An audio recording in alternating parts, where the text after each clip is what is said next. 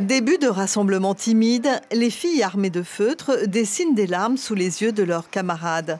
Allégorie d'une planète qui pleure, il y a urgence, disent-ils, et le déclic s'est fait il y a quelques mois. Nicolas Hulot, en France, c'est lui qui a vraiment mis ce mouvement en marche. Sa démission a vraiment mobilisé beaucoup de jeunes à comprendre que le libéralisme et l'environnement ne collaient pas ensemble. Petit à petit, les lycéens arrivent de tous les établissements. Ils se mettent en marche, certains armés de sacs poubelles. On est en train de ramasser les feuilles dans la nature parce que c'est important de ne pas polluer. On ramasse les déchets, on manifeste pour faire réagir le gouvernement. Exactement. Et il faut que le gouvernement y réagisse et qu'on ait plus de poubelles, qu'on trie plus et que notre planète survive un peu plus longtemps. En fait, on était à Toata et on a fait tout Toata. On a rempli 2-3 sacs qu'on a vidés après. Après, on a fait tout le parc. Et après, on a continué à nettoyer à chaque fois quand on marchait.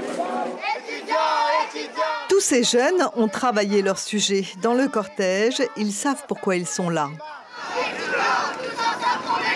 Je suis ici pour me mobiliser, pour montrer ma révolte contre le gouvernement qui ne fait rien pour le climat et pour l'environnement. Qu'est-ce qu'ils pourraient faire de plus ?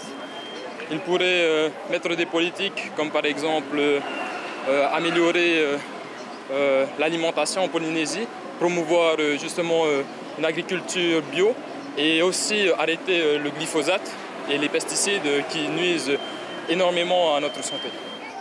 Petit arrêt à la présidence, le site n'est pas suffisamment sécurisé, alors nos lycéens se rabattent sur le ministère de l'Environnement, mais le ministre est absent.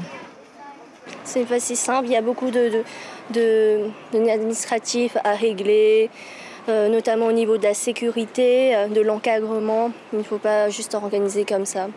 Et globalement, vous êtes plutôt satisfaite ? Oui. Déjà, pour une fois, la Polynésie se mobilise vraiment.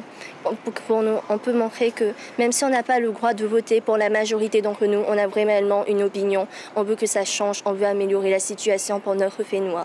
Et ça n'est qu'un début, ils vont apprendre à se faire ouvrir les portes. Ils l'assurent, leur mouvement vient à peine de naître et il va grandir. C'est vraiment pour faire réagir le gouvernement aujourd'hui.